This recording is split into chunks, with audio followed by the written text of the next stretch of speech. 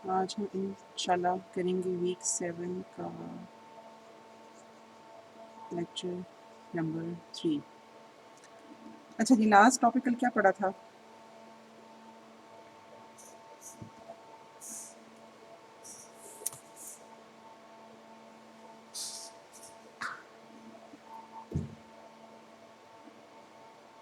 ये कौन सा टॉपिक शुरू किया था?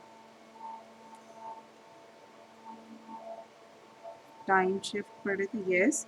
लेकिन वो वो किस टॉपिक के अंदर थी? आपने जिक्र किया टाइम शिफ्ट। दोबारा बोलिए। जी बिल्कुल ठीक है। अच्छा, हम लोग पढ़े थे वन साइडेड जी ट्रांसफॉर्म। और आपका नाम?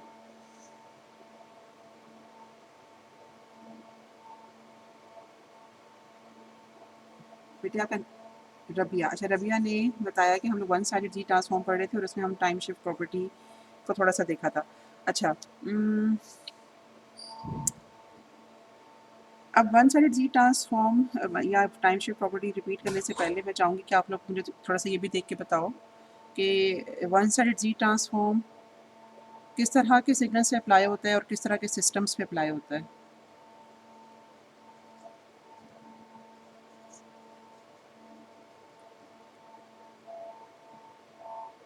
बिल्कुल ठीक है। सिस्टम्स विद इनिशियल कंडीशंस, और इनका एक ख़ास नाम होता है। आपने शायद नोट किया हो, अपने पास देखो। इनिशियली अनरिलैक्स्ड सिस्टम या नॉन रिलैक्स्ड सिस्टम।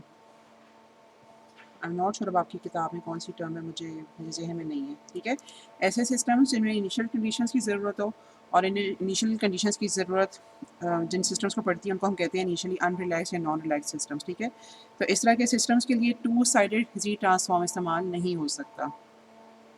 और इसी तरह से यहाँ से शायद आपको थोड़ा सा अंदाज़ा भी हो जाए और आप मुझे बता सको किस कौन से सिग्नल्स के लिए हम वन साइडेड जी ट्रांसफॉर्म इस्तेमाल करते हैं।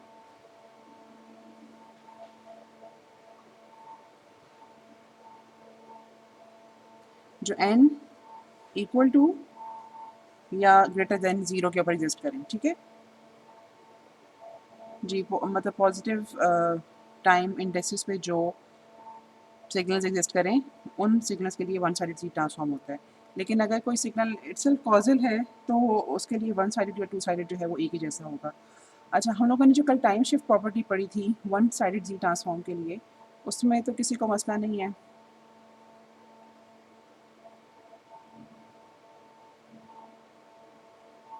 ओके, तो हम फिर अब शुरू करते हैं एक एग्ज़ाम्पल से। ठीक है, हम लोगों ने कल थोड़ा सा जनरल तो देखा था कि अगर हमारे पास one sided z transform apply करना है किसी डिफरेंशियल इक्वेशन पे तो वो किस तरह से होगा।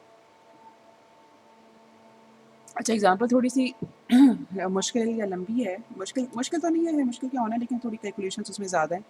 तो वो इसीलिए है कि अगर थोड़ी सी आसान वाली भी आपको आए तो फिर आप कर सको। ठीक है, तो क्लास में हम मुश्किल वाली करेंगे। और इतनी जो थोड़ी सी लंबी इतना लंबा जो सवाल है ना वो एग्ज़ाम पॉइंट ऑफ व्यू से तो यूजली नहीं होता, एग्जिस्ट नहीं करता। थोड़ा सा आसान सवाल ही आएगा अगर वन साइडेड जी ट्रांसफॉर्म का सवाल आया तो। अच्छा, अब सवाल ये है कि ये हमारे पास एक सिस्टम का ट्रांसफर फंक्शन गिवन है।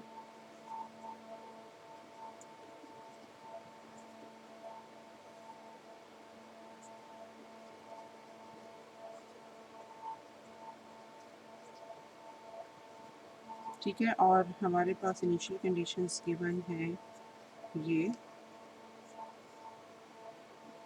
तो हम लोगों ने इस सिस्टम की आउटपुट फाइंड करनी है। ठीक है, with this transfer function and these initial conditions system की आउटपुट फाइंड करनी है। अच्छा, इनिशियल कंडीशंस जब भी आपको सवाल में गिवन होंगी तो आपको पता लग जाना चाहिए कि इसके ऊपर one sided z transform apply होना है।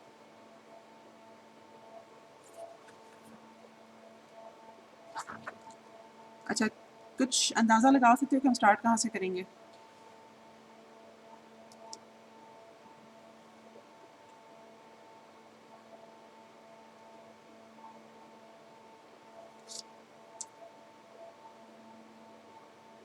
बिल्कुल ठीक है। सबसे पहले तो हमें डिफरेंस इक्वेशन चाहिए होगी ना, डिफरेंस इक्वेशन मिलेगी हमें तो उसके ऊपर हम one sided z transform apply कर सकेंगे, राइट? तो पहले तो हमने इसकी डिफरेंस इक्वेशन फाइंड करनी है। अच्छा, वैसे इन जनरल सवाल है कि आपके पास ट्रांसफर फंक्शन गिवन हो तो आप डिफरेंस इक्वेशन तक पहुंच सकते हो?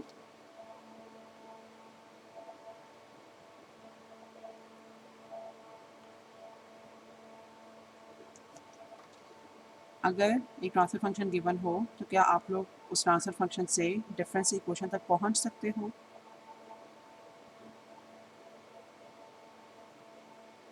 किसी को ये लगता हो कि जी हमें नहीं करना आता?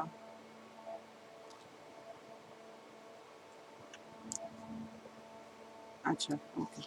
ये जो एच और जी है, इसको मैं इस तरह से लिख सकती हूँ, y of z divided by x of z। H और सी को इस तरह लिख सकते हैं हम, ठीक है? अच्छा, तो ये मतलब आप अज्यूम करो कि मैंने यही वाला जो सारी टर्म है वो यहाँ पे लिख ली, ठीक है? अच्छा, उसके बाद अगला स्टेप ये होगा कि एक मतलब क्रॉस मल्टीप्लिकेशन होगी और y ऑफ z के साथ डिनोमिनेटर की टर्म आ जाएगी और x ऑफ z के साथ यहाँ पे न्यूमरेटर मल्टीप्लाई हो जाएगा, ठीक है? अब ये वाला है जो जनरल स्टेप है, ये मतलब ये इसका ताल्लुक वन साइडेड या टू साइडेड के साथ नहीं है। ये इस जी, अच्छा, अच्छा, बड़े अरसे के बाद आप लोगों ने शिकायत की है। अम, अभी क्या नज़र आ रहा है आपको? क्रॉस मल्टीप्लिकेशन अभी आई, अच्छा, ओके, ठीक है। चलो हम थोड़ी देर यहाँ पे रुकते हैं। अच्छा, मैं आपको बता ये रही थी कि ये सवाल तो ठीक है, हम वन साइडेड जी ट्रांसफॉर्म के अंडर कर रहे हैं, ठीक है? लेकिन किसी भी गिवन ट्रांसफ़र फ़ंक्शन को देखकर डिफरेंस इक्वेशन निकालने का जो प्रोसेस है ना, वो एक जेनेरिक प्रोसेस है। तो वो आपको मतलब ज़रूर आना चाहिए कि अगर आपके पास एच ऑफ ज़ी गिवन हो, तो आपको उसे डिफरेंस इक्वेशन निकालनी आनी चाहिए, ठीक है? इसका ताल्लुक वन साइडेड या टू साइडेड के साथ नहीं है।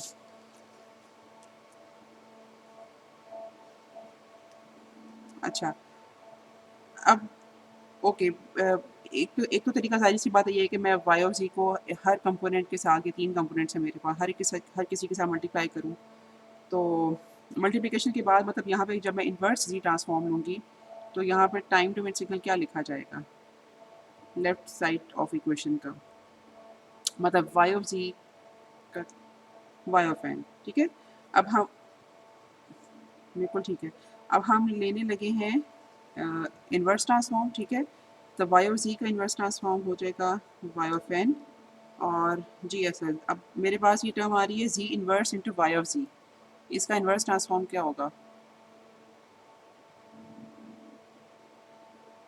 वाई एन माइनस वन, ठीक है? 3/5 लिनियरिटी की वजह से आ गया और z इन्वर्स इंटू वाई जी का इन्वर्स ट्रांसफॉर्म लें तो that becomes y of n minus one. अच्छा, किसी को क्लास में समझ ना आ रही हो कि ये कैसे लिखा गया है, मतलब इस इक्वेशन से हमने ये इक्वेशन कैसे लिखी है, किसी को अगर समझ ना आ रही हो तो प्लीज़ बताइए।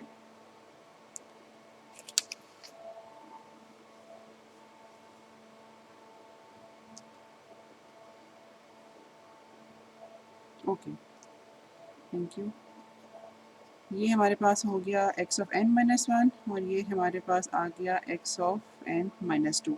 अच्छा, अब आपको जो मैंने कहा था ना कि जिस वजह से कि ये सवाल थोड़ा लंबा है, इसमें कंप्यूटेशन थोड़ी ज़्यादा हैं, वो आप देख सकते हो कि यहाँ पर मेरे पास कम से कम दो एलिमेंट्स वन डिले के साथ हैं और दो जो कंपोनेंट्स ऐसे हैं इक्वेशन में जिसमें दो सैंपल्स का डिले है, ठीक है? तो आप अंदाज़ा लगा सकते हो कि जब मैंने इसके ऊपर one sided z transform apply करना है तो मेरे पास मतलब बहुत एक कॉम्प्लेक्स सी या ज़्यादा कंपोनेंट्स वाली इक्वेशन बनेगी। लेकिन अगेन जैसे मैंने बताया कि एक दफ़ा कॉम्प्लेक्स प्रॉब्लम करना ज़रूरी है ताकि हमारा थोड़ा मतलब हमारा कॉन्सेप्ट थोड़ा पक्का हो जाए, ठीक है? अच्छा, अब इसके ऊपर हम जब अप्लाई करेंगे वन साइडेड जी ट्रांसफॉर्म तो वाई एन बन जाएगा वाई ऑफ जी। ओके, मैं यहाँ पे लिख भी देती हूँ हम लोगों ने किया ये है या करने ये लगे हैं कि apply one sided z transform on this equation. तो वाई एन बन गया वाई ऑफ z और y of n minus one का जो होगा। अच्छा, अब बल्कि आप थोड़ा सा मुझे बताओ कि इसका z ट्रांसफॉर्म क्या लिखा जाएगा।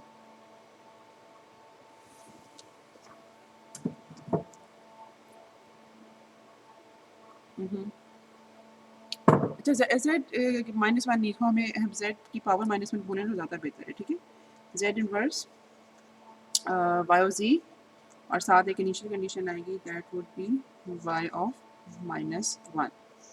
ठीक है, अच्छा जितना है मेरे पास।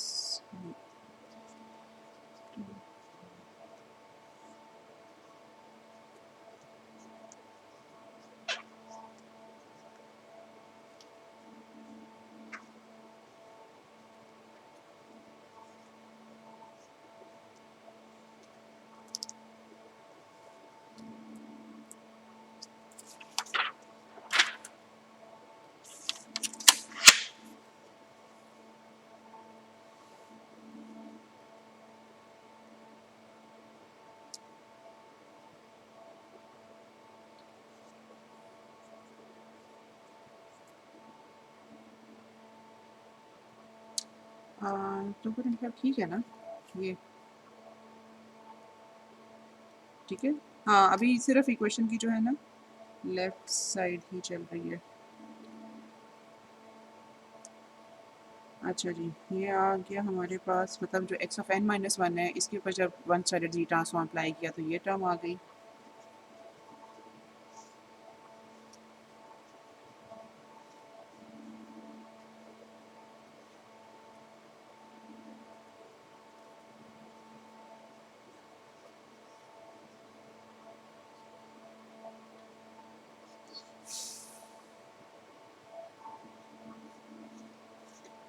अच्छा, मैं यहाँ पर आपको एक और बात बताना चाह रही थी।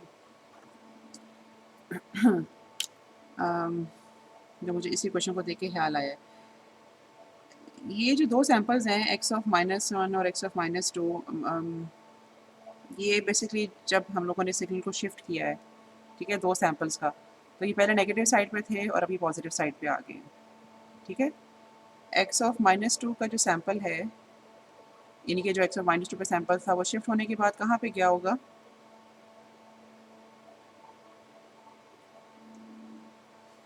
ज़ीरो पे। ठीक है, तो अगर आप नोट करो तो इसके साथ z raised to power zero multiply हो रहा है और एक्स ऑफ माइनस वन का जो सैम्पल था वो शिफ्ट होके वन पे आया होगा। तो अगर आप नोट करो कि शिफ्टेड सिग्नल में मतलब एक्स ऑफ माइनस वन का सैम्पल जो है वो इस सिग्नल के साथ मल्टीप्लाई हो रहा है। ठीक है,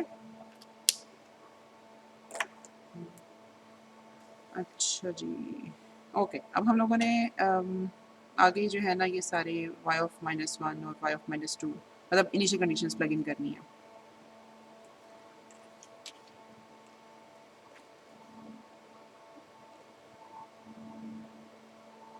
हम्म।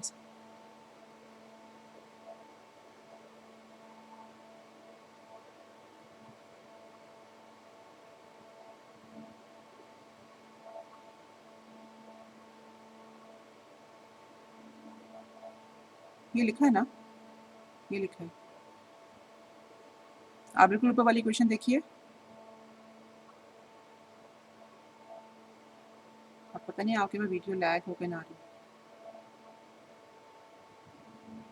नहीं बेटे वो नहीं आएगी, विच जी की पावर ज़ीरो है ना। अच्छा, ओके, जैसे कि मैंने बताया कि एक्स ऑफ माइनस टू वाला सैम्पल था, यानी कि एक्स ऑफ एन में जो सैम्पल हमारे पास माइनस टू के ऊपर था, जब हमने सिग्नल को शिफ्ट या डिले किया बेसिकली, तो माइनस टू वाला सैम्पल अब कहाँ पे आएगा? ज़ीरो के ऊपर।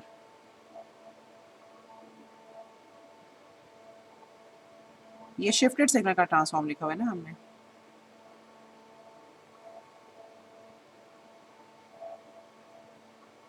ठीक है, बात समझ आइए, कंफ्यूज हो गए हो?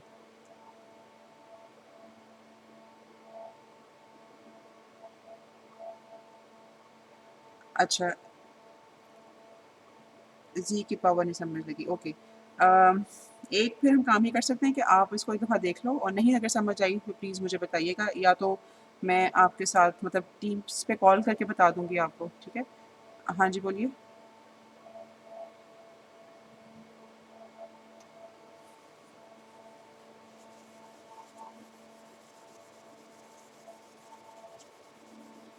मैंने स्टेप डायरेक्ट किया है, हाँ। हो सकता है कि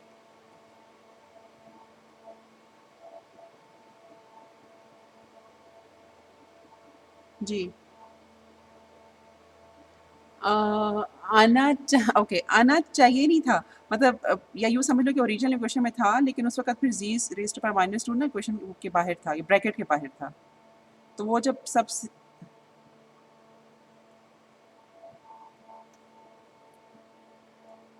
अच्छा, 2 लोग इकट्ठे बोल रहे थे।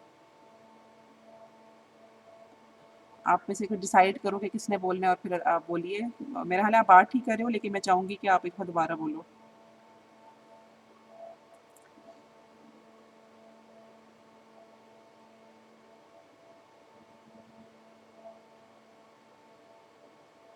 0 टू पावर माइनस 2 ब्रैकेट से बाहर था। जी।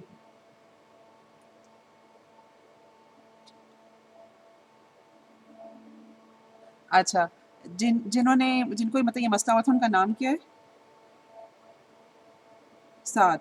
अच्छा साद, प्रॉब्ली आपको उसामा की आवाज़ आई होगी कि जो हम लोगों ने कल एक फ़ॉर्मूला लिखा था ना, उसमें ज़ी रेज़ टू पावर माइनस 2 या ज़ी रेज़ टू पावर माइनस के बेसिकली ब्रैकेट के बाहर था। अभी मैंने मतलब वो स्टेप बीच में स्किप करके डायरेक्ट इसका जो आंसर है ना, वो लिखा है। तो आपके पास एक्स ऑफ -1 के साथ बेसिकली ज़ी मल्टीप्लाई हो रहा होगा उस इक्वेशन के मुताबिक, और लेकिन वो जो ज़ी है, when it got multiplied with z raise to power -2, तो आपके पास इन दोनों के प्रोडक्ट के बाद ज़ी रेज़ टू पावर -1 आ गया। चलो, गुड इनफ, थैंक यू सामा। अच्छा जी, ओके, अब हम लोगों ने डालनी है इनिशियल कंडीशंस।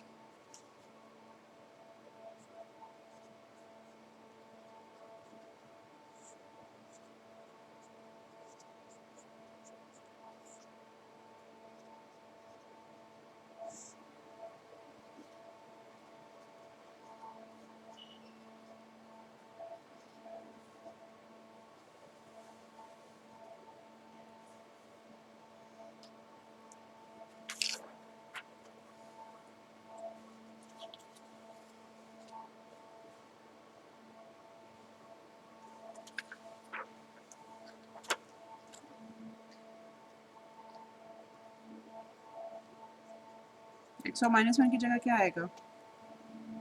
अच्छा, मैंने आपको इनपुट बताई है कि इनपुट क्या हम लोगों ने अज्यूम करनी है?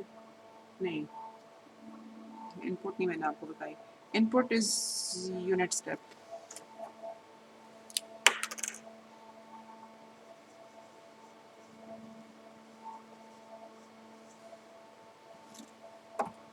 बिल्कुल ठीक है। एक्स ऑफ -1 यहाँ पे आएगा 0। तो मतलब यहाँ पे मैं कुछ भी नहीं बेसिकली लिखूँगी, और 1/2 तो z raise to power -2 x of z, ये मेरे पास आ गया फिर से 0, और एक्स ऑफ -2 की जगह भी 0। तो यहाँ तक लिखें, मतलब हमारे पास राइट साइड पे ये इक्वेशन आ गई।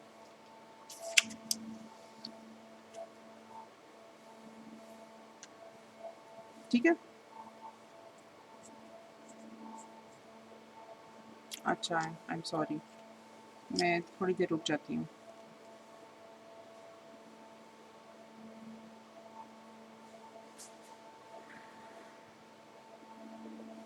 अच्छा, मैंने किया ये है, आई एम नॉट श्योर कि आपको इस वक़्त नज़र क्या आ रहा है, लेकिन मैंने किया ये है कि चूँकि मेरे पास जो इनपुट है, अच्छा आपको ये ब्लू मार्कर से x of n is equal to u of n लिखा नज़र आ रहा है?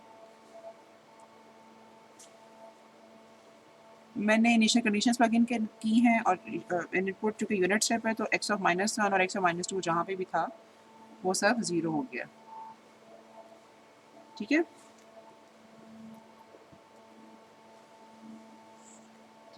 अच्छा जी, अब वाई और सी के साथ जितनी टर्म्स हैं ना मैं उनको इकट्ठा करने लगी हूँ।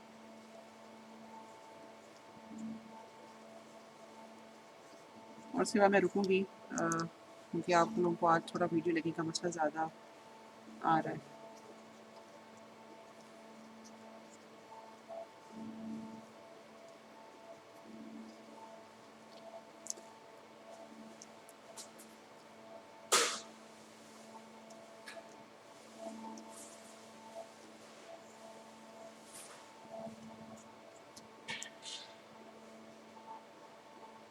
अच्छा जी, मैंने यहाँ पे इसी क्वेश्चन में किया यूँ है कि वाई और ज़ी के साथ जितनी टर्म्स आ रही थी उनको सबको इकट्ठा किया है, बाकी ये कांस्टेंट टर्म्स, ठीक है।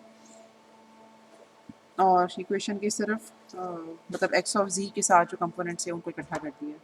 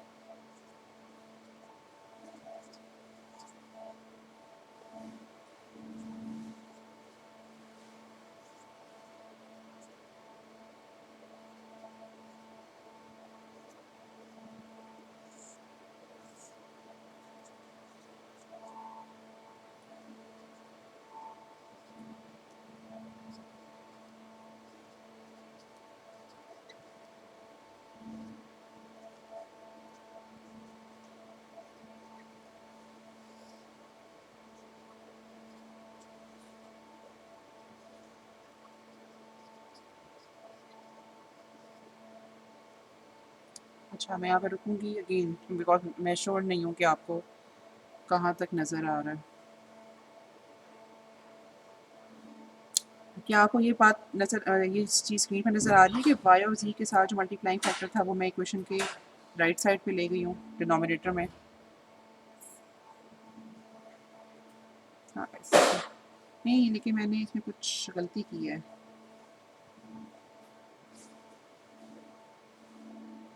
हाँ, मुझे इसको उस तरफ लेके आना था। अम, ओके, मेरा ख्याल है एक तो मुझे यहाँ पे माइनस लगाना चाहिए और यहाँ पे मुझे इस तरह से लिखना चाहिए।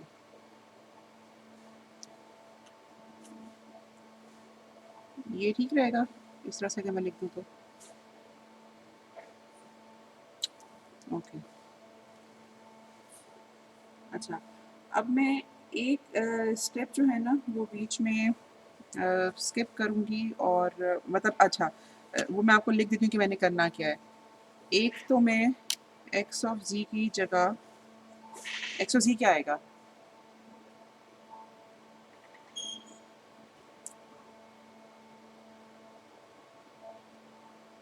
1/1 माइनस ज़ी इनवर्स, ठीक है?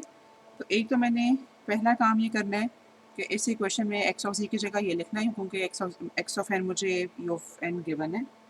और दूसरा काम मैंने ये करना है कि एलसीएम लेना है, ठीक है? हाँ जी, ये ब्लू मार्कर से हैंडराइटिंग नज़र आ रही है आपको? ओके। अब इन दोनों ये दोनों काम करने के बाद जो मेरे पास इक्वेशन आती है ना मैं उसको लिखूँगी, फिर वहाँ से आके थोड़ा-सा मुझे फिर आपकी इनपुट रिक्वायर्ड होगी।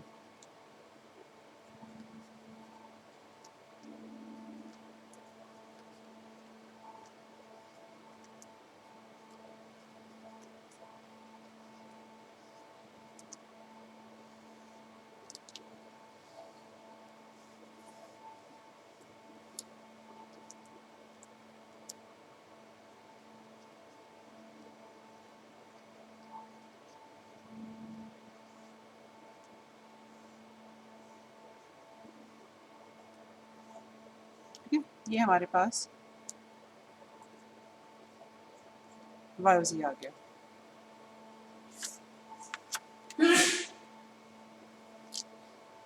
ये बीच के कुछ स्टेप्स आपने करने हैं हाफ रुपए एलसीएम वाला ताकि आप इस तक पहुँच सको। अच्छा, नेक्स्ट में स्टेप में हम लोगों ने करना ये है कि इन दोनों के रूट्स फाइंड करके हम पार्शियल फ्रैक्शन एक्सपेंशन अप्लाई करेंगे।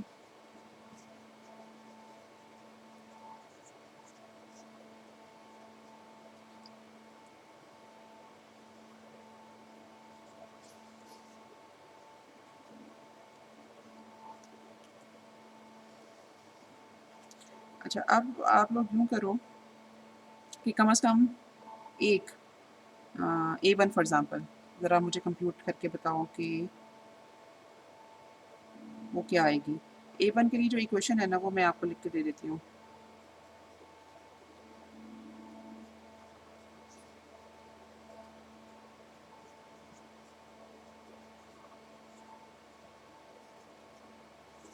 मल्टीप्लाइंग फैक्टर्स क्या होंगे A1 के?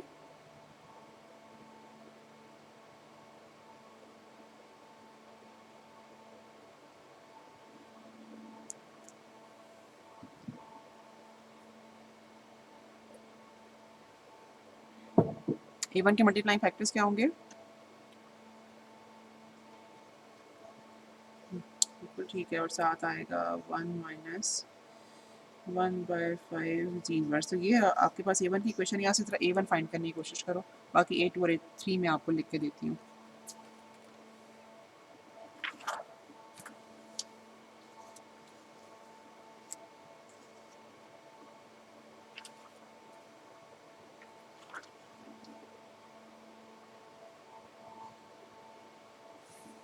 मेरे पास A1 जो है ना वो फ्रैक्शन फॉर्म में है।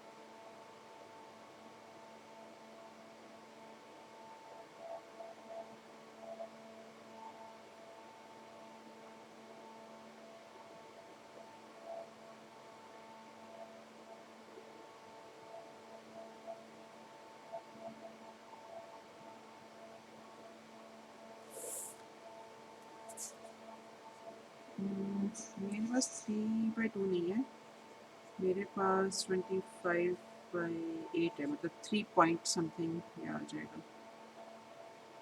आपका तो शायद 1.5 आ रहा है, मेरे लिहाज से ये 3 पॉइंट समथिंग आएगा।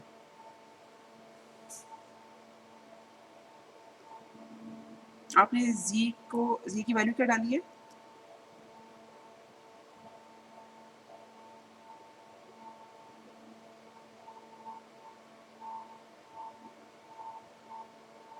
हाँ, ओके, दैट मतलब आप मुझे जी की वैल्यू बताओ ना, आपने क्या डाली है? उनके 1, तो वो अगर आपने 1 डाला है तो वो तो जी इनवर्स भी 1 ही होगा ना? तो फिर आपकी कैलकुलेशंस गलत होनी तो नहीं चाहिए थी, क्योंकि 1 के साथ भी थोड़ा-सा आसान हो जाएगा, या हो सकता है। एक दफ़ा अपना नमीमा दोबारा कर लो, मैं यहाँ पर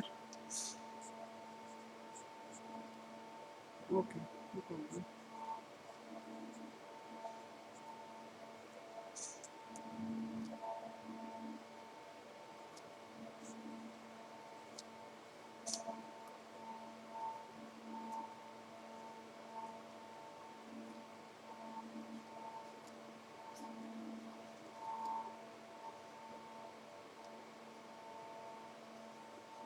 मेरे पास तो नहीं है। अच्छा, लेकिन आप चूँकि फ़िलहाल तो ऑनलाइन सिस्टम का फ़ायदा उठा सकते हो ना? आपकी आवाज़ कट रही है बेटे, दोबारा बोलिए। अच्छा, ठीक है। अच्छा, असल में कही थी कि चूँकि अभी तो आप ऑनलाइन सिस्टम में मतलब एग्ज़ाम दोगे, मुझे आई एम नॉट श्योर। तो उसमें आप मैटलैब तो यूज़ कर सकते हो।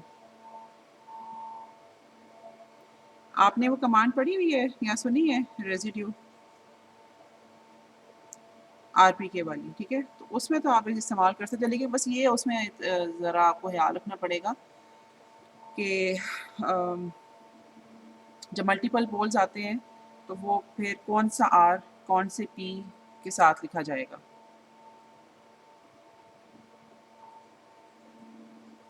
ठीक है?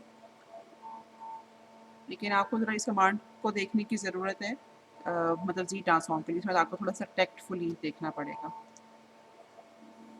क्योंकि हम लिखते हैं जी इनवर्स की फॉर्म में, लेकिन जो हम रूट्स निकालते हैं वो हम जी के निकालते हैं।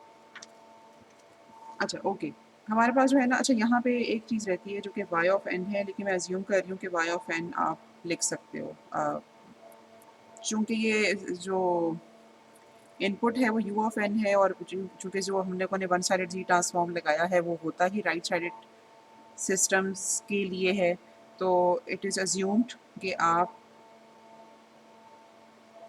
आउटपुट को कॉजल या आर को कॉजल अज्यूम करते हुए इसका इन्वर्स ट्रांसफॉर्म लिखोगे, ठीक है। और मैं मतलब मेरा ख्याल है कि आप इसका वाई ऑफ एन लिख सकते हो, ठीक है। अच्छा ओके, यहाँ पे हमारे पास जो है ना, ये टॉपिक भी ख़त्म हो गया और हमारे पास ये चैप्टर भी ख़त्म हो गया। अब आगे हमने स्टार्ट करना है chapter number 4। Chapter number 4 is about Fourier analysis of signals, ठीक है। तो उसमें जो है ना, बस थोड़ी सी चीज़ें ऐसी हैं जो कि मैं पहले पता करना चाहूँगी कि आप लोगों को वो आती हैं या नहीं, या किस हद तक आती हैं। उस जो चैप्टर नंबर 4 है ना, उसमें बेसिकली दो टॉपिक्स मेनली कवर हुए हैं, डिस्क्रीट टाइम फोरियर सीरीज़ और डिस्क्रीट टाइम फोरियर ट्रांसफॉर्म। वो हम लोगों ने ये चीज़ पढ़ी हुई है कि जो इसमें ये फोरियर है ना, ठीक है, वो बेसिकली ये जो फोरियर का टूल है, बेशक वो सीरीज़ हो या ट्रांसफॉर्म हो, वो अगर हम टाइम की इंफॉर्मेशन को फ्रीक्वेंसी और मतलब अगर हम इसकी बात करें,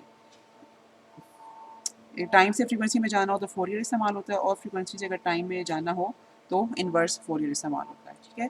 इसी तरह से अगर पीरियोडिक सिग्नल के साथ अगर हम डील कर रहे हैं तो वो फोरियर सीरीज़ बन जाएगा, और अगर हम बात करें ए पीरियोडिक सिग्नल की तो वो फिर फोरियर ट्रांसफॉर्म बन जाएगा, ठीक है। अच्छा, लेकिन फोरियर सीरीज़ जो है ना, वो मैं अज्यूम कर रही हूँ कि वो आप लोगों को आती होगी। अब मैं यहाँ पे थोड़ा लिस्ट डाउन करने लगी हूँ कि मतलब मेरी क्या एक्सपेक्टेशन है कि आपको फोरियर सीरीज़ में क्या कुछ कंप्यूट करना आता है, और अगर आप लोगों को लगता है कि हमें ये चीज़ें नहीं आती या हमें रिवाइज़ करने की ज़रूरत है, तो ठीक है, अभी मतलब आपके पास थोड़ा सा टाइम आगे आएगा, आप उसको थोड़ा रिवाइज़ कर लेना। अगले लेक्चर से पहले हम जो है ना, नेक्स्ट लेक्चर में वो DTFT से शुरू करेंगे। अच्छा, अब सवाल ये है कि क्या आपके पास, मतलब हमारे पास जो होते हैं ना पीरियोडिक सिग्नल्स, वो दो तरह से अवेलेबल हो सकते हैं। अच्छा, पहला तरीका ये है कि हमारे पास उनकी ना एक डायग्राम या फिगर बनी हुई हो, ठीक है, इस तरह से, ठीक है। मैं एक्सपेक्ट करती हूँ कि आपको इसमें इसका N, capital N, fundamental frequency, fundamental period, वो निकालना आता है। अच्छा, क्या आपके पास अगर एक्स ऑफ एन गिवन हो तो आप उसको देखकर उसके फोरियर सीरीज के कोफिशिएंट्स निकाल सकते हो?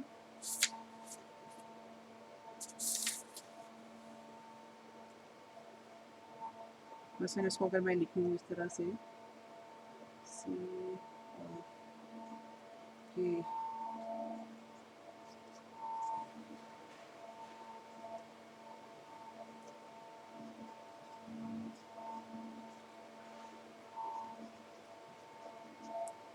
इक्वेशन हम ये यूज़ करते हैं, ठीक है।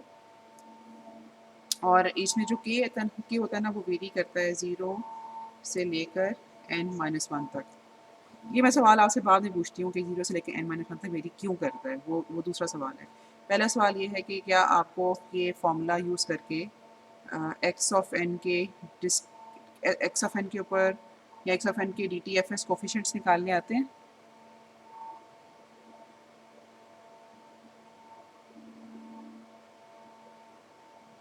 आपने पढ़े तो हैं? यस?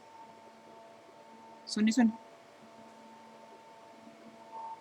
करेंगे तो यही, ठीक है। लेकिन क्या ऐसी कोई चीज़ आपको याद आ रही है कि आपने ये जो टॉपिक है ये सिग्नल सिस्टम से पढ़ा था?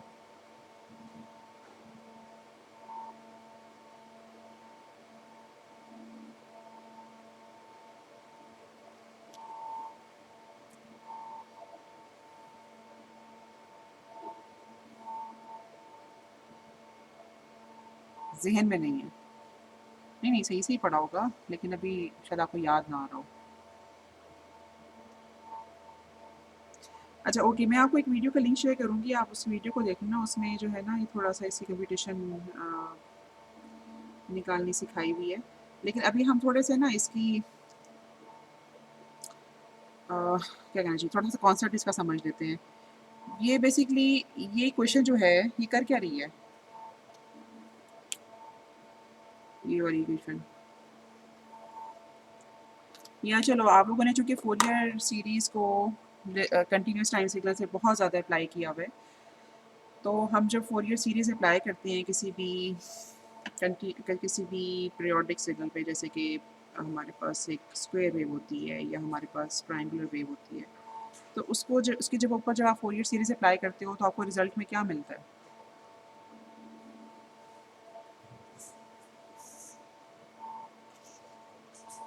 ए पीरियोडिक नहीं। अच्छा ओके, आप फ्रीक्वेंसी डोमेन की बात कर रहे हो कि इसमें जो जो उसकी शक्ल होती है। अच्छा ओके, वो यस इट इज़ एपीरियोडिक। लेकिन वो जो कंपोनेंट्स आपको मिलते हैं वो क्या होते हैं? बेसिकली एक हमारे पास डीसी कंपोनेंट आता है, ठीक है? एक आपके पास, और साथ आपके पास, मतलब अगर आप ट्रिग्नोमेट्रिक फोरियर सीरीज इस्तेमाल कर रहे हो तो कुछ साइन कंपोनेंट्स आएंगे और कुछ आपके पास कोसाइन कंपोनेंट्स आएंगे, ठीक है? ऐसा ही है ना? और साइन कंपोनेंट्स भी they are infinite in number, cosine components भी they are infinite in number. और बेसिकली उस बात का मकसद ये है कि अगर आप उन सारे साइन को और साइंस और कोसाइंस और डीसी कंपोनेंट्स को मिलाओ तो आपके पास ये वाला सिग्नल बनेगा।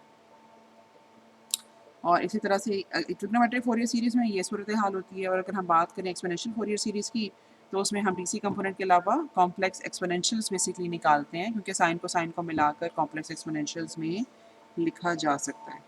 अच्छा, तो this Fourier series is about this thing, बेशक वो हम कंटिन्यूस टाइम के लिए कर रहे हैं या फिर हम डिस्क्रीट टाइम के लिए कर रहे हैं। बेसिकली ये हमें कॉम्प्लेक्स एक्सपोनेंशियल सिग्नल्स देता है, ठीक है?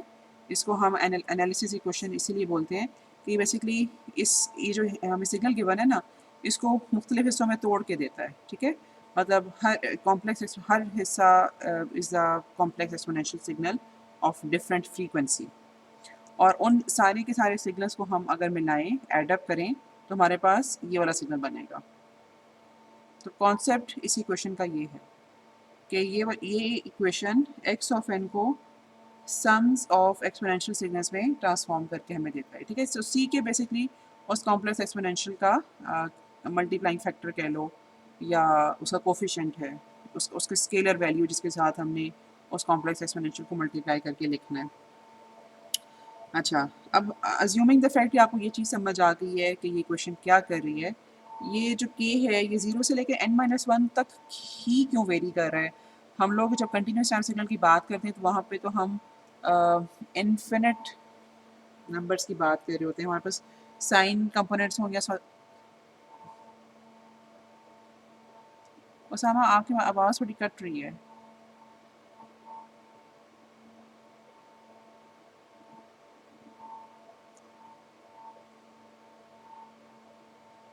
एन जो है हमारे पास नंबर ऑफ सैंपल्स हैं एक एक साइकिल में या एक पीरियड में, ठीक है?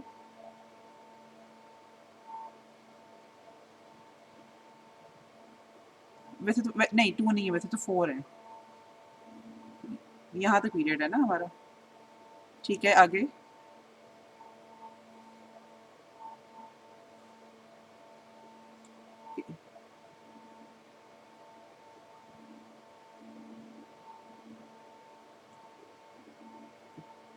वैसे तो इस इक्वेशन के मुताबिक हमें 0 to 3 लेना चाहिए ना, क्योंकि मतलब 4 सैंपल्स बेसिकली कंप्यूट होंगे। अच्छा आगे, आगे।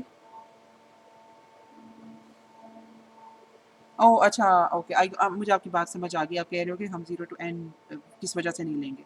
मेरा सवाल ये था कि जी, बोलिए सर। जी। ओह! बिल्कुल ठीक है। मैं यही बात पूछना चाह रही थी। मैं एक दफ़ा सवाल दोबारा बता दूँ जिन लोगों को सवाल समझ नहीं आया, कि हम जब कंटीन्यूअस टाइम सिग्नल्स की बात करते हैं, तो वहाँ पे हमेशा ट्रिग्नोमेट्रिक फोरियर सीरीज़ में ट्रिग्नोमेट्रिक फोरियर सीरीज़ इस्तेमाल करें या फिर हम एक्सपोनेंशियल फोरियर सीरीज़ इस्तेमाल करें। हमारे पास जो साइन कोसाइन कंपोनेंट्स आते हैं या एक्सपोनेंशियल कंपोनेंट्स आते हैं, they are infinite in number. और वो सारे इन्फिनिट कंपोनेंट्स मिलकर टाइम डोमेन वाला सिग्नल बनाते हैं, ठीक है। जबकि हम जब डिस्क्रीट टाइम सिग्नल की बात कर रहे हैं और उसके ऊपर फोरियर सीरीज अप्लाई कर रहे हैं, तो हम तो यहाँ पे बहुत limited number of exponential signals में इसको कन्वर्ट कर रहे हैं। They are not infinite in number. तो उसका जवाब, मतलब सवाल ये था कि वाई, तो उसका जवाब असर ने ये दिया है क्योंकि हम लोगों ने ये चीज़ पढ़ी हुई है कि किसी भी पीरियोडिक सिग्नल के जो हार्मोनिक्स होते हैं they are not infinite. Discrete time signal में जो हार्मोनिक्स होते हैं they are limited to N, total N number, capital N number of harmonics हो सकते हैं। इसलिए के को हम 0 से लेकर n-1 तक वेरी करते हैं। ओके, ये बात समझ आइए, ठीक है। अच्छा, अब इस ट्रांसपेरेंसी के ऊपर जो है ना जो चीज़ें लिखी हुई हैं वो आपको बहुत क्लियरली पता होनी चाहिए। अब ये बात की बात है कि इसी क्वेश्चन को अप्लाई करके आपको सी ऑफ के निकालना आए या ना आए, वो बात की बात है। पहली जो बात है वो ये है कि जो बॉक्स की क्वेश्चन है इसका मतलब क्या है, ये क्वेश्चन क्या कर रही है, ठीक है। ये बात बहुत क्लियरली आप लोगों को पता होनी चाहिए। और दूसरी ये है कि ये जो हम सी ऑफ केस निकालते हैं ये टोटल, ये हम के को कहाँ से कहाँ तक वेरी करते हैं। तो क्या इन दोनों बातों के जवाब सबको आते हैं?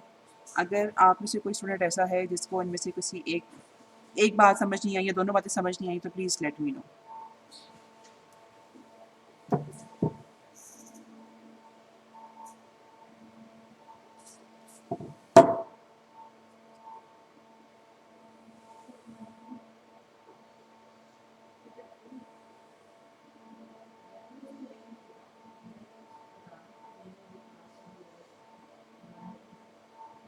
अच्छा, ओके, क्या मैं अज्यूम करूँ कि आप सारों को, इन्हीं के जैसे इंटरेक्टिव सेशन अटेंड कर रहे हैं, उन सारों को इस ट्रांसपेरेंसी के ऊपर जो हम लोगों ने अलग अलग कॉन्सेप्ट्स लिखे हुए हैं ये सब समझ आ गई है?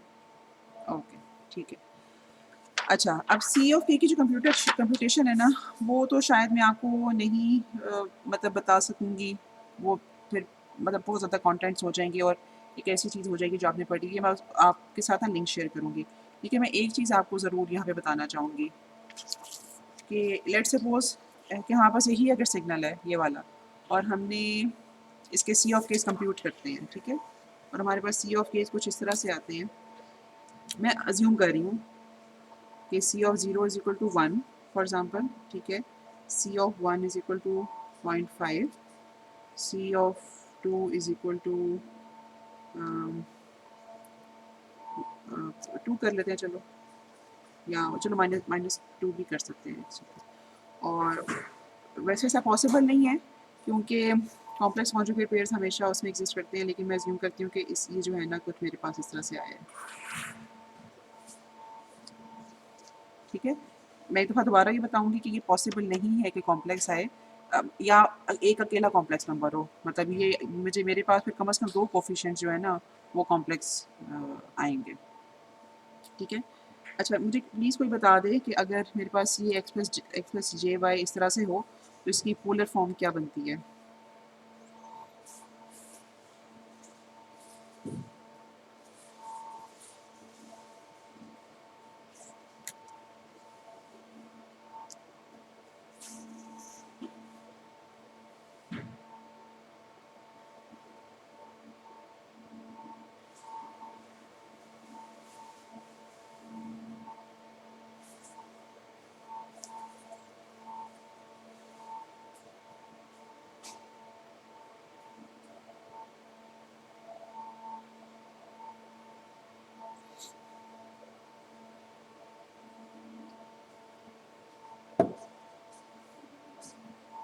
अंडर रूट 0.5 और 45 डिग्री, थैंक यू। अच्छा, नंबर 7 आ रहा है आपका? अच्छा, ओके, ठीक है। अच्छा, मैं एक दफ़ा दोबारा बता दूँ, मैंने ये अज्यूम किए हैं वैल्यूज़, पहली बात। और दूसरी बात ये, इस सिग्नल की एक्चुअल, ये जो सिग्नल है ना इसके एक्चुअल कोफिशिएंट्स नहीं हैं। और दूसरी बात ये कि अगर हमारे पास कोई कोफिशिएंट कॉम्प्लेक्स आता है तो वो अकेला कॉम्प्लेक्स नहीं आएगा, मतलब एक they must exist in pairs. तो मेरे पास एक और any other coefficient would exist in complex form, लेकिन जो कि इसका कॉन्जुगेट होगा। ठीक है, ये तो ये बात पता होना बहुत ज़रूरी है आपको। अच्छा, ओके। अब मेरे पास आके ये कोफिशिएंट्स, अब मैंने इन कोफिशिएंट्स को इस्तेमाल करके एक्स ऑफ एन की इक्वेशन कैसे लिखनी है। मेरे पास ये इसकी डायग्राम अवेलेबल है। मैंने ये वाले फार्मूला लगाकर ये वाले कोफिशिएंट्स फाइंड आउट किए। अब मैं इन कोफिशिएंट्स को इस्तेमाल करके एक्स ऑफ एन की इक्वेशन कैसे लिखूंगी। ठीक है, ये चीज़ अभी हम करने लगे हैं। X of n would be written as 1, ये सी नॉट जो है, क्योंकि ठीक है इसके साथ मतलब ई रेज़ ज़ीरो मल्टीप्लाई हो रहा है, तो उसको बेशक हम लिखें या ना लिखें। अच्छा, उसके बाद अब थोड़ी सी इंपॉर्टेंट चीज़ है जिसकी वजह से मैं मतलब ये आपको बताना चाह रही थी। इसके बाद देखा जाएगा 0.5 e raise to power j 2 pi by 4, अच्छा माइनस आएगा, और साथ मतलब फ़िलहाल मैं 1 लिख रही हूँ जस्ट फॉर दिस थिंग कि आपको समझ आए कि मतलब ये कॉन्सेप्ट है। ये सी ऑफ 1 है और यहाँ पर के की वैल्यू 1 है। ठीक है, -2 e raise to power minus j 2 pi by 4 2 plus,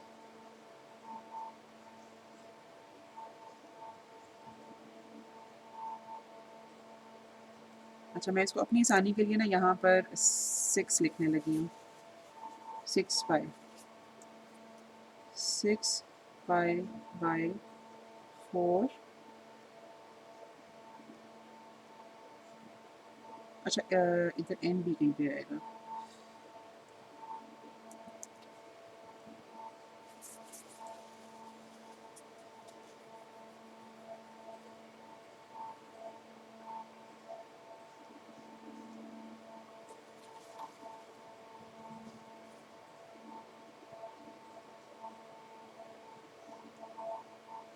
ठीक हो गया, इस बात की समझ आई है।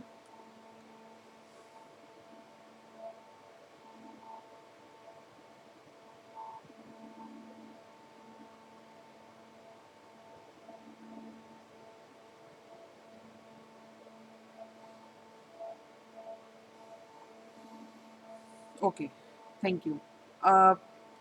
समराइजिंग या एक दफ़ा और एम्फसाइजिंग कह लो कि सी नॉट बेसिकली जो कोफिशेंट है वो एक ऐसे सिग्नल का कोफिशेंट है जिसकी फ्रीक्वेंसी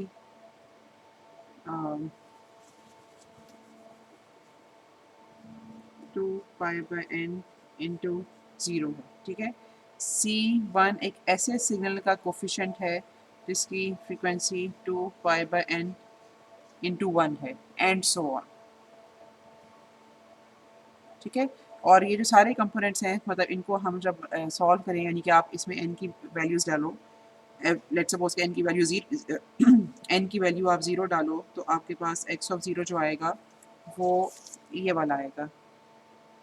ठीक है, इसी तरह से एन की वैल्यू 1 को डाल के इस इक्वेशन को कंप्यूट करो तो ये वाला जो x one n is equal 1 के बजाय सैंपल आपके पास ये सैंपल आएगा, एंड सो ऑन। ठीक है, तो मतलब एक तो मेरी एक्सपेक्टेशन है कि आपको ये वाला जो काम है करना है। आपके पास एक अगर पीरियोडिक सिग्नल गिवन है तो आपको ये इक्वेशन अप्लाई करके इसे कोफिशिएंट्स निकालने आए, और ये जब वंस आप ये कोफिशिएंट्स कंप्यूट कर लो तो उन कोफिशिएंट्स को देखकर आपको ये वाली इक्वेशन जो है ये लिखनी आए। ठीक है, ये देखने में बहुत मुश्किल काम तो नहीं लग रहा, या नया काम तो नहीं लग रहा, आपने ये चीज़ मेरा ख्याल है कि सिग्नल सिस्टम्स में की होगी।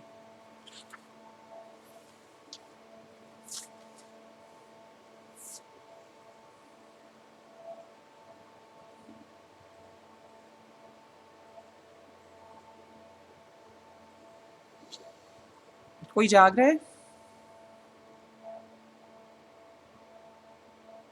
ओके, अच्छा ठीक है। बाकी ये है कि इसको इसको एक दफ़ा आप रिवाइज़ कर लेना, और आपके साथ मैं एक वीडियो लिंक भी शेयर कर लूँगी, अगर आपको ज़रूरत पड़े तो आप उसको भी देख सकते हो, नहीं तो पुराने एसएनएस के कुछ लेक्चर नोट्स वगैरह निकाल लो, उनको आप देख लो। ठीक है, तो या फिर डीटीएफएस जो है ये रिवाइज़ हो जाएगा। तो यहाँ से ऑनवर्ड्स हम इंशाल्लाह शुरू करेंगे नेक्स्ट लेक्चर में, जहाँ पे हमने डीटीएफटी शुरू करना होगा। कोई अगर आपका सवाल है तो आप पूछ लो, नहीं तो फिर हम आज का लेक्चर यहाँ पे ख़त्म करते हैं।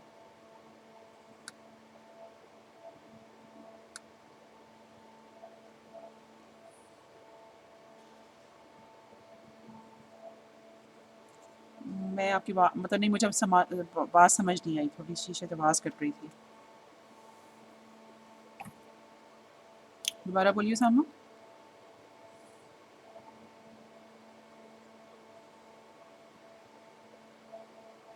अच्छा, अच्छा, ओके।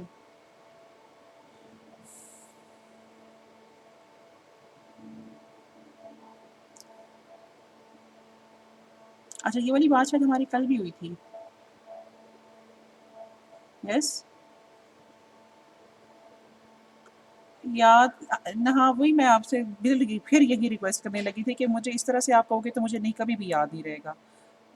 कोई मुझे व्हाट्सएप कर दे, कम से कम आज तो कर ही दे। और अगर आज की दिन में आपको डेट चेंज होती नज़र ना आए तो एक दफ़ा फिर कर दो, रिमाइंडर दे दो, ठीक है? Because there are lots of things which I get involved into after your lecture, तो मुझे नहीं याद रहता। ठीक है, थैंक यू वेरी मच। तो और अगर आज मैंने डेट एक्सटेंड ना की तो प्लीज़ मुझे कल एक दफ़ा फिर रिमाइंड कराइएगा। चलें, मेरा हाल है कि अगर आपकी बात यही थी तो फिर ज़रा उसामा को मौका देते हैं। उसामा, आप क्या कह रहे थे?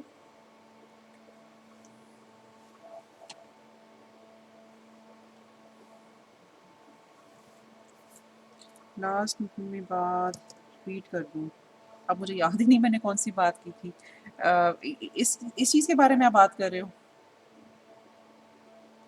जो लिखा हुआ है कि अच्छा, इसमें अच्छा, ओके, आप अपने सवाल को थोड़ा-सा ना क्रिस्प करो। क्रिस्प का मतलब है कि एग्ज़ैक्टली वो सवाल करो जहाँ पे आपको कन्फ्यूजन है।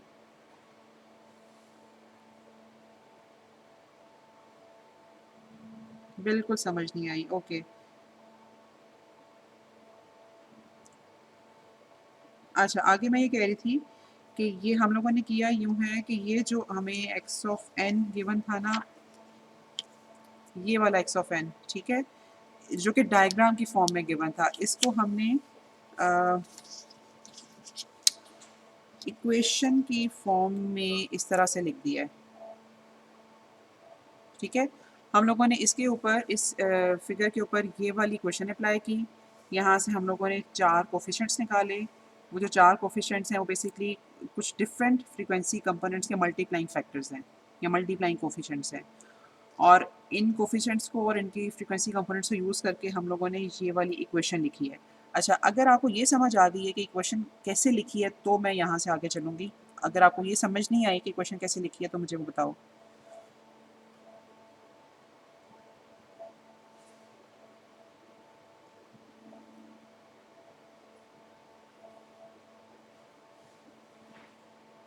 जी उसामा, इक्वेशन समझ आ गई कि कैसे लिखी है?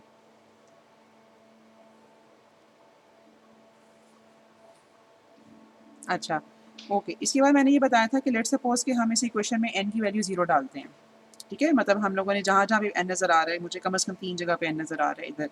इन जगहों पे 0 डाला और फिर हम हमने मतलब कैलकुलेट किया, तो हमें जो यहाँ पे न्यूमेरिकल वैल्यू मिलेगी ना इस कैलकुलेशन के बाद, वो बेसिकली यानी कि जो कि x ऑफ़ 0 होगा, वो वही न्यूमेरिकल वैल्यू होगी जो यहाँ पे n इज़ इक्वल टू 0 के ऊपर जो हमें सैंपल मिल रहा है ना, उसका जो भी एम्पलीट्यूड होगा। इसी तरह से n को 1 डाल के इस इक्वेशन को कंप्यूट करें तो वही वैल्यू मिलेगी जो यहाँ पर हमें n इज़ इक्वल टू 1 पे मिल रही है।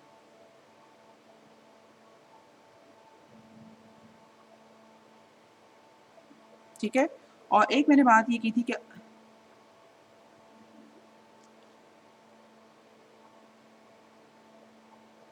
अम, जी, मैं एक तो ये बताना चाह रही हूँ, लेकिन मेन मकसद ये था कि अगर आपके पास ये डायग्राम ये वाली गिवन हो ना, या सिग्नल का एक प्लॉट गिवन हो पीरियोडिक सिग्नल का, तो आपको उसके ऊपर ये वाली इक्वेशन अप्लाई करके कोएफ़िशिएंट्स निकाल के उसको इस इक्वेशन फॉर्म में लिखना आना चाहिए।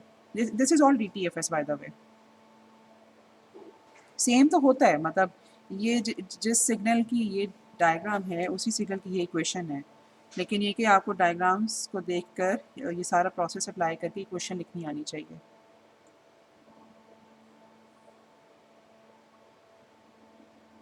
ठीक है? और अच्छा, और इसके बाद शायद मैंने ये कहा था कि अपने आप थोड़े से पुराने लेक्चर नोट्स देख लेना, और आपके साथ मैं एक दो वीडियो लिंक शेयर करूँगी, आप उनको देख लेना। और मैं मतलब अज्यूम करूँगी कि डीटीएफएस आपको आ गया। एक डीटीएफएस में और चीज़ होती है कि अगर आपके पास लेकिन अभी मेरे पास टाइम कम है, मैं उसको शुरू नहीं करना चाह रही, मतलब 2 मिनट में टॉपिक ख़त्म नहीं होगा। But I would like you to go through those videos, बेशक आप उसको फॉरवर्ड करते-करते देख लो। लेकिन उनको देख ज़रूर लो ताकि थोड़ा-सा आपका जो है ना वो रिवाइज़ हो जाए कॉन्सेप्ट, ठीक है? ओके, तो बस चूँकि अभी हम बहुत लेट हो गए तो मैं क्लास फिर यहाँ पे ख़त्म कर रही हूँ। तो इंशाल्लाह फिर अब आपसे मंडे को मुलाकात होगी। तो मेरी तरफ से अल्लाह हाफ़िज़। अल्लाह हाफ़िज़।